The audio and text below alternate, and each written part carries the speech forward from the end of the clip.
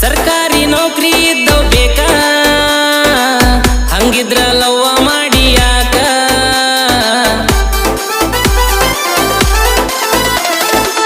ಐತಿಲ್ಲೋ ಗೆಳೆಯ ನಿನಗ ನ್ಯಾಕ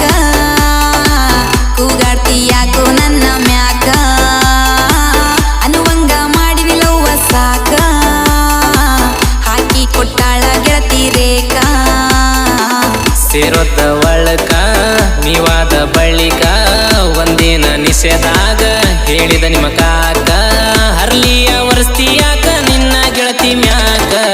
ನಿಮ್ಮನಿಗೆ ಬರ್ತಿದ್ನಂತಲ ಮದುವಿಗೆ ಮೊದಲ ಎಬ್ಸಿರಿ ಅಂತ ಹೇಳಿ